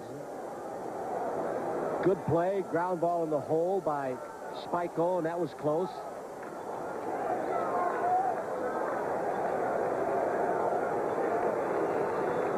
I would imagine that there was no way that Joe Morgan wanted Sellers to approach 100 pitches today, but that's what he's doing here in this inning. And a foul, and he's ahead of Carter, 0-2. And this is a good learning process right now for Sellers because as his stuff wears down, and this has been a knock at him, he's a thrower. Well, he wants to keep this going right now, and he's got to become more of a pitcher. Still throwing the fastball hard occasionally, but now he's having to learn to pitch and spot the ball if he wants to retain this no-hitter. Smithson is still standing in the Red Sox bullpen. 1-2 to Carter. Talking about the running games as we look at Mike Smithson. He's been up since, what, the fourth inning? He's on the no-hit watch. But Boston has stolen just 65 bases. That's the lowest total in the major leagues. And Oakland has stolen 128. So the speed variable goes and could be very important for the Oakland A's. Right to Quintana in right field, and they're 2 down. Sellers appears now just a little bit to drop down from that high 3/4, and you get tired. Sometimes it's the leg, sometimes it's the shoulder. He seems to be dropping down, but still getting to make out after out. And Corey Snyder, the batter now, he is grounded to second and hit a line drive to center. Well, we just got the word from our producer Mike Costell that Clemens' glove does have written on it Rocket, which is the nickname for Clemens.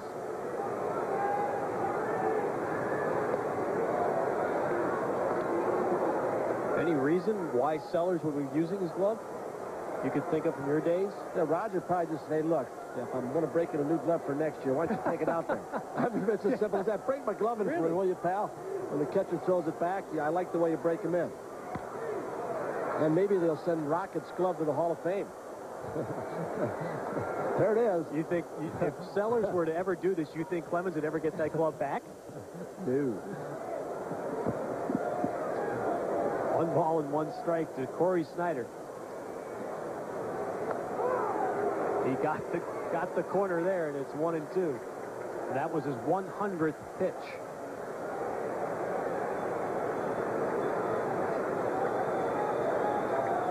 It's been an interesting, meaningless game, hasn't it? Yeah. That's how we came out here. That's how the Red Sox came out here.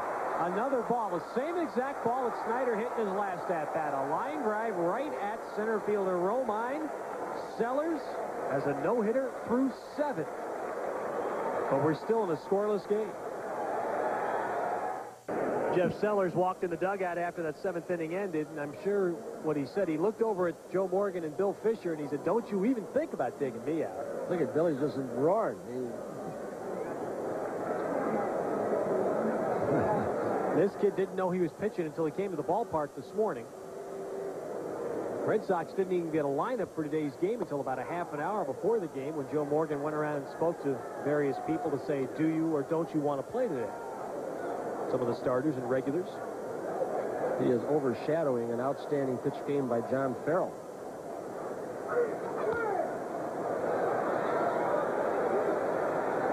think what Jeff Sellers would like to see now is see his team get him a run, too, because even if he doesn't get the no-hitter, he'd love to get a win out of a game like this. He's only had one all year.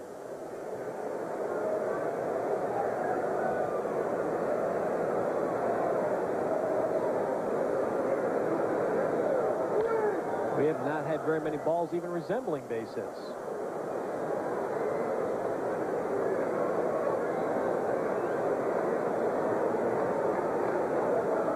Not much talk there. Scott Jordan, rookie, is playing center field now for Cleveland here in the 8th inning. He's replaced Joe Carter.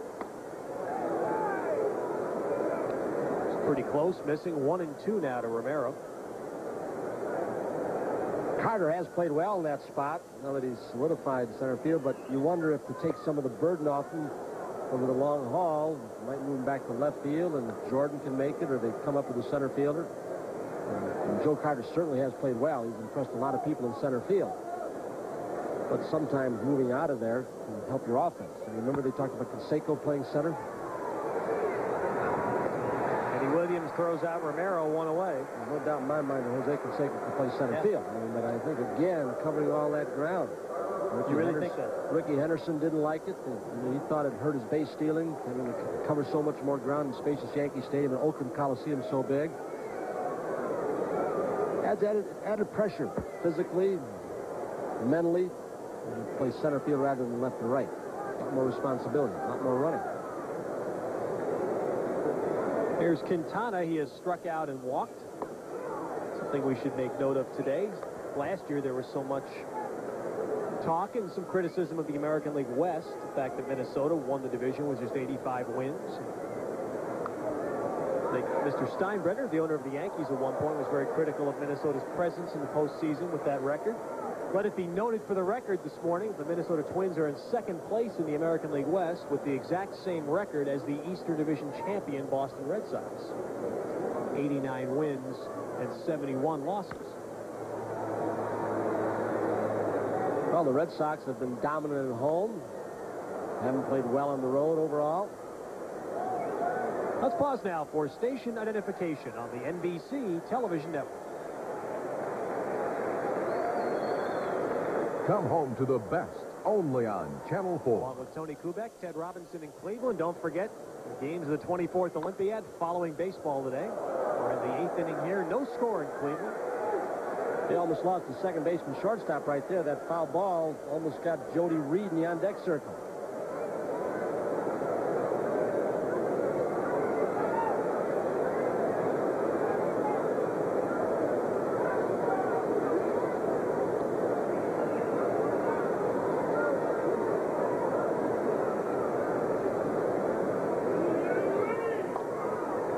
Ball and 2 strikes now to Quintana. I was wondering when or if Joe Morgan was going to start doing a little pinch hitting with his big guns off the bench. Wade Boggs to try and get a run and get this win for Sellers. Oh, another great shot. Yeah, that is just outstanding. 5 strikeouts for Farrell, and I tell you, having seen Farrell pitch first or second week of the year, Tony, I can't believe the difference from then to now. I mean, early in the year, he was throwing nothing but hard pitches and a lot of straight pitches without much movement. Don't know if it's going to be next year that this pitching staff's going to kick in for the Cleveland Indians, but again, Swindell, Farrell, Yet, Rod Nichols, and Candiotti. That is the makings of a nice starting rotation. You've got Scott Bales, who can start or relieve. Bud Black can start or relieve. Jones, who's been such a great closer this year. I'd really like to see Bud Black get a fresh start next year, injury-free, and see what he can do, because they gave up a pretty good hitter in Tabler to get him. Over from Kansas City.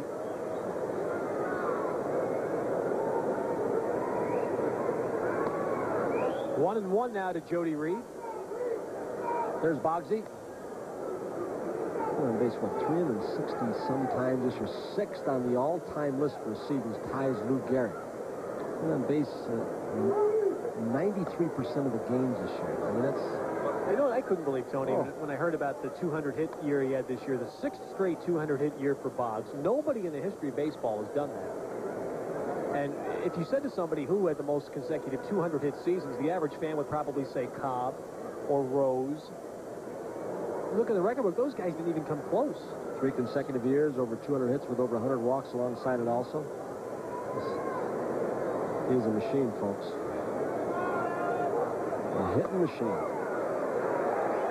Charlie Gehringer had 5 straight 200-hit years. Al Simmons and Chuck Klein, the only other people to do it.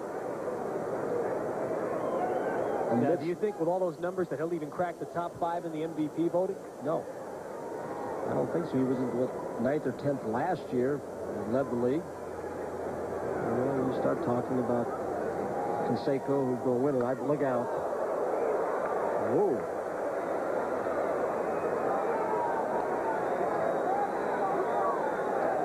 I'll tell you, I wonder if that goes back to yesterday.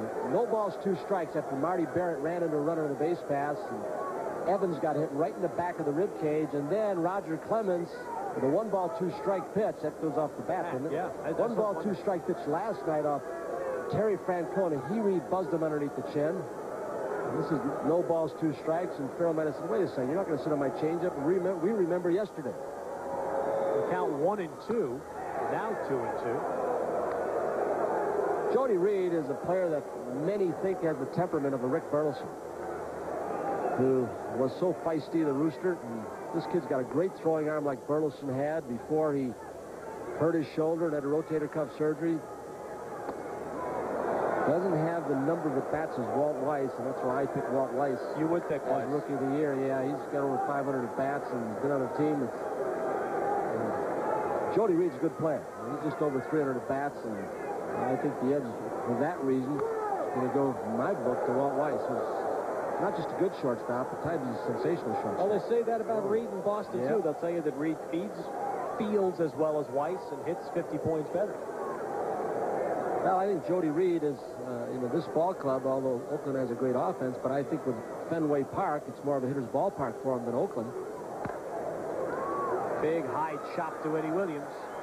And John Farrell, in the shadow of Jeff Sellers, is pitching the best game of his year. 8 2-hit innings for Farrell, but it's Sellers who goes back to the mound, working on a no-hitter.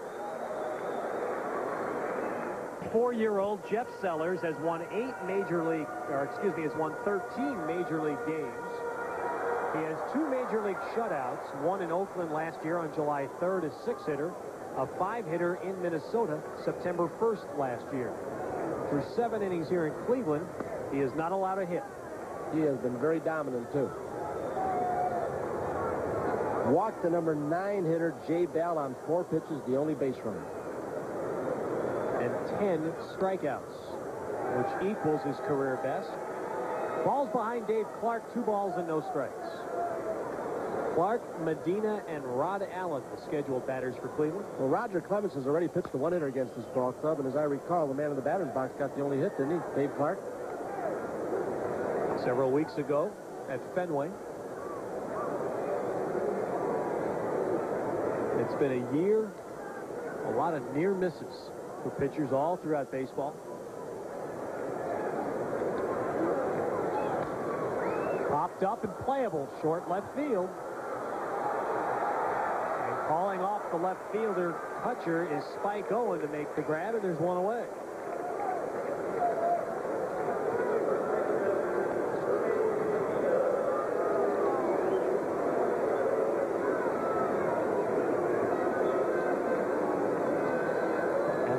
Luis Medina, who has struck out and flied to left.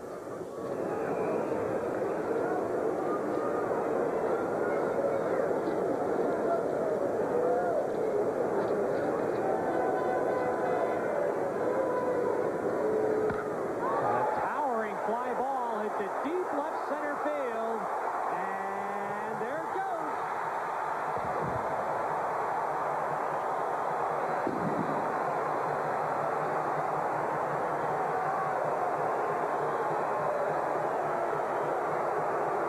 Here comes Joe. He's going to go to his pen now. Field really pitched a great game. The wind blowing from the south out to Lake Erie. Medina hit the ball high in the air, and the wind may have gotten it and just pushed it out. So he's going to go to the pen. The sad part for Sellers, not only does the no-hitter leave on that home run, but so does any chance to win the ball game. Well, near no-hitters, Nolan Ryan, April 28th. Houston, run out Mike Schmidt. Ron Robinson, Cincinnati, May 2nd. Montreal, Wallace Johnson, 2-out single, 9th. Doug Drabeck, Pittsburgh, May 8th. Randy Reddy, leadoff single of the night. Odell Jones, right here around Washington. Tom Browning, Cincinnati. From San Diego, Tony Gwynn, 1-out single of the night. Mike Scott, Houston, 2-out single, Oberkfell, Atlanta. Dave Steve, twice. Julio Franco here, and yesterday, Traven. And he wasn't even supposed to pitch today. He did a great job. We're back in a moment. 106th pitch saw his no-hit dreams end. He went 7 1/3, gave up just this 1 run with 1 walk and 10 Ks, and when it left the bat, he knew which way the wind was blowing. He took just a little glance over his shoulder at it. Luis Medina. Mike Smithson, the pitcher for the Red Sox now, and he starts Rod Allen with ball 1. Well, Sellers was trying to do something that no Red Sox pitcher had done since 1965. Dave Moorhead, September 16th, at Fenway Park, pitched a no-hitter against Cleveland. The Rockets proud of him. And Mike Smithson on the pitch for the 31st time. Rather high earned run average, a little deceiving, only in the sense that Smithson has pitched some very important and some good ball games for the Red Sox. He has been hit hard at times. Well, he filled in when they needed him. With 18 game starts that he's had. Left-handed hitters give him trouble, but you can see with that crossfire delivery, when he drops down, right-handers are bailing in a hurry. And again, he's a man, as we said earlier, could be very important against the Canseco's and the McGuires and the Lansford and the Hendersons and the Steinbachs. Of course, Smithson eagerly looking forward to this year. He was with Minnesota last year, but not on their postseason roster. He did not get a chance to participate in the LCS or the World Series. Good bunt by Eddie Williams, and they won't even have a play.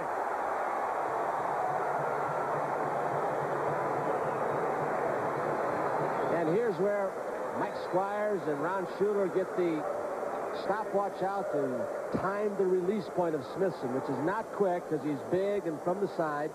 And those are the little things they want to know. They got Roger Clemens yesterday releasing the ball from his first move, 1.37 to 1.49. If the pitcher can get it home in under 1.5 seconds, it gives the catcher a little bit of a chance. But with the great base stealers, it doesn't matter. 1.4, 1.5, you're not going to get anybody.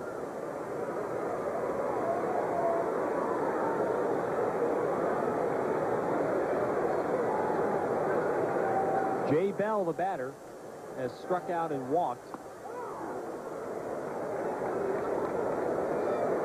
Jeff Sellers, 7 1/3 innings, 1 run, 1 hit, 1 walk, and 10 strikeouts.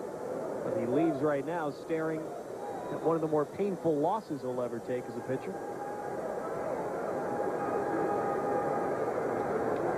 Pitch out. They thought he was ready. Well, you could see now that they're down, to give maybe a Rice or a Boggs. Owen scheduled in the 9th.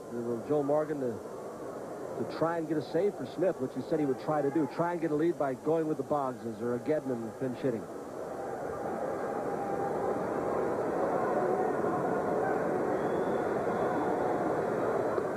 That's a strike. Owen, Evans, and Kutcher, the scheduled batters for Boston in the 9th inning. 1 and 2 the count here to Bell with 2 out. For special delivery, Jones. Doug Jones.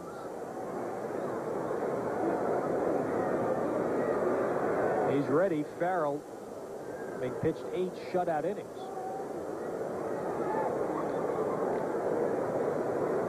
Farrell has never pitched a major league shutout. And Doc Edwards may give him the chance to do it, but have Jones ready in case.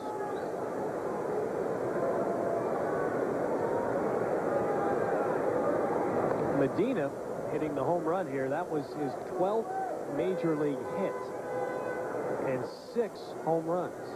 Those 12 hits. They have another guy here in Ron Kittle with that type of power.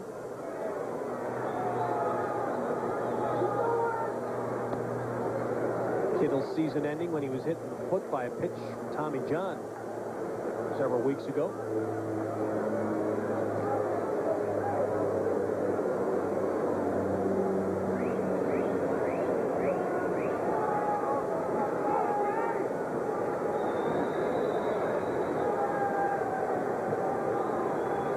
Runner goes. And Smithson strikes out Bell. He goes down in a heap to end the inning. But it was rookie Luis Medina ending the no-hit dreams of Jeff Sellers. This telecast is presented by authority of Major League Baseball and may not be reproduced or retransmitted in any form without the express written consent of Major League Baseball. Well, the Red Sox won their division title in the early hours this morning. Joe Morgan came to the ballpark today. I'm sure his mind was not too vividly on this game today, and it's turned out to be quite a show from young Jeff Sellers, spoiled by a guy wearing uniform number 69. That has to be an awful feeling for a pitcher. With a no-hitter spoiled by a guy in a spring training uniform. And as Jeff Sellers left to go up to the locker room, he kept yelling across the diamond, and you could almost read his lips as if to say to Luis Medina, "You've spoiled my place in history." Sellers struck out 10 in just 6 innings, and then he started pitching a little bit. And now John Farrell tries to close it out. He is in search of his first major league shutout. He'll start with Spike Owen, who is 1 for 3, a double in the first inning. The only runner the Red Sox have had as far as second base in the game.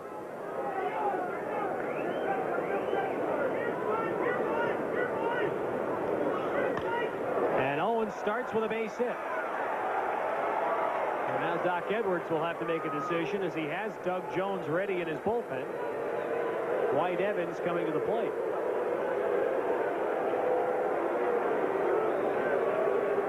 Doc Edwards with that, he's got a very folksy sense of humor. There's Jones ready, and I think he's going to use him as he did last night. Help Rich Yet out in the 9th. Here's Doc. But Jones has really set up his pitching staff. I mean, he put him in, Doc Edwards put him as his closer last year. At the end of the year, he came through. He knew he had something. Then he could start backing everybody off, because he knew he had his stopper in Jones for most of the time. He could start getting his long relievers and his short relievers, middle relievers. Doc's not going to take him out. He's let Farrell go.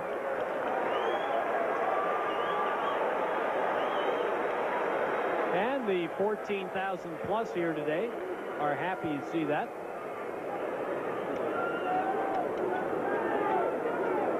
Young guy who figures to be a successful pitcher here for a long time.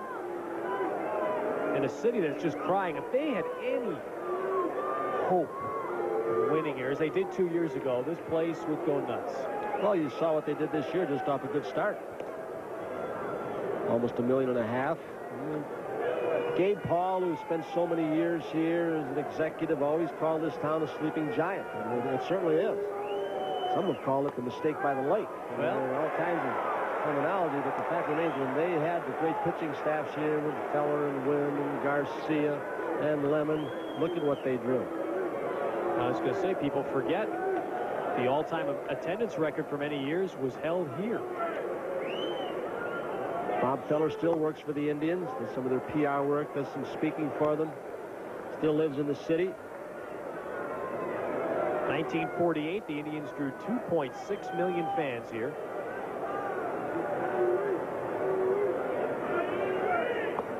Tomorrow, the Minnesota Twins will become the first team in the history of the American League to draw 3 million fans. An incredible story. A franchise that they thought was going to move. They were trying to get out of that release from the Dome, and all of a sudden, Mr. Polad, such great success last year, and they've got some great young talent. What they did this year with Mr. Berdansky left, Lyle Evans struggling along, Gaetti out with the knee surgery, and Herbeck out. A better record than last year, but Oakland has been so great all year. 2-2 now to Evans. What a pitching staff Oakland has. From 1 through 10, it's the best pitching staff, I believe, in the American League. The best in baseball to me is the New York Mets. Boy, they've got left-handed relievers and Honeycutt and Cataray, and Plunk throws hard, and you finish with Eckersley. Nelson's been a workhorse for that club. Gene Nelson's pitched so well. And Dave Duncan, to me, he's a pitching genius. And I think there's a guy that somebody ought to consider as a manager today, but he's just too good in his own job. And boy, he'd make a great manager someday. Oakland's got a coaching staff filled with future managers. Renee Latchman has already had a couple of shots, and Jim Lefevre. Right now, Doc Edwards wants to see Farrell get Evans here. 3-2 with no one out. Runner goes, and it's a walk. And that will probably end it for Farrell as he walks Evans on 3-2. Larry Parrish is in the on-deck circle to bat. And Doc Edwards makes his second trip, this time to bring in his closer, Doug Jones. So John Farrell will not get his first Major League shutout, but he'll hope he gets his 14th win. 31-year-old Doug Jones this year himself has 11 more saves than the entire Cleveland staff did a year ago. He was at one time encouraged to become a coach in the Indians farm system. He said, no, I want to keep pitching. And Tim Laudner of Minnesota caught Doug Jones in the All-Star game. Tony, he came back and he said Doug Jones has the best changeup he's ever seen. That's something considering Laudner catches Frank Viola. So Jones's changeup stops halfway to the plate. Jones, when they asked him to be a coach as he relieved John Farrell, he's hoping to pick up his win, and Jones gets the save, of course, but they're going to make him a coach. He was out in the outfield, and he learned to change up from minor league pitching coach, another pitcher, and all of a sudden, he's become the stopper for this ball club. I mean, he's spending his time in the minor leagues, just wouldn't quit. And of course, in this era, especially last year, where it was such a big offensive year, and pitching was so slim in so many areas, by hanging on so long and being so persistent. I mean, he's just like he's almost passive on the mound. When they step out, he just stands there, just doesn't look like he even knows there's a hitter in the box. Larry Parrish batting for Randy Kutcher. Hard shot foul.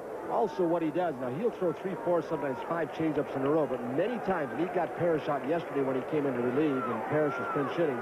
But he'll throw like an 82-mile-an-hour fastball. That's about tops, and he freezes hitters because they're looking for that change, and that change can embarrass you. And that's in the back of hitter's mind, and he freezes them with a low-speed fastball. There it was, almost threw by Parrish and just flicked at it. Saw the numbers for Parrish, a real rebirth since being waived by Texas. Joined this club at the All-Star break.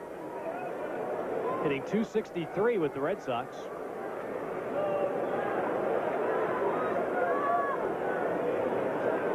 One to nothing Cleveland with nobody out and 2 on in the 9th inning. Spike Owen the runner at second. Dwight Evans the runner at first. It's a situation where if the game meant anything, Kutcher would have stayed in the ball game and sacrificed the 2 runners at second and third, but all Joe Morgan wants to do is get some hacks for Parrish.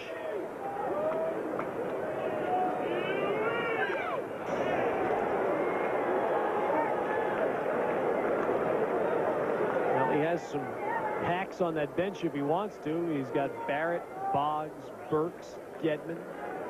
Of course, if the game meant anything, Joe Morgan wouldn't have started this lineup. Right. The bottom of every lineup card, managers always fill in the extra players. It's got to be depressing for Doc Edwards to look at the pinch hitters he could face today. Parrish just stays alive again.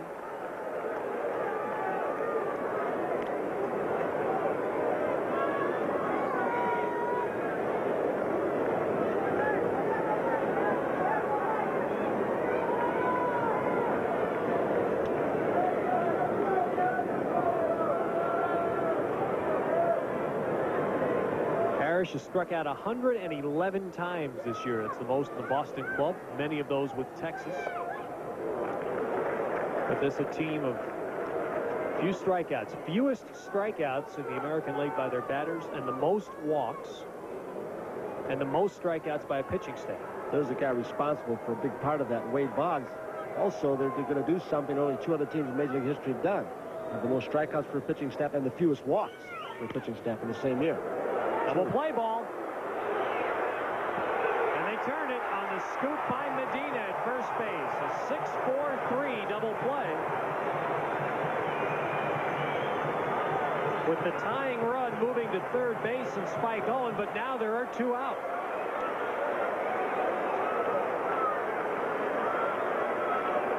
You know, when you talk about, we just saw the double play, and John McNamara, who was relieved at the All-Star break, and after it, it's one of the things he harped on for a couple of years. Get this team to try and strike out less and advance base running. That's part of his legacy.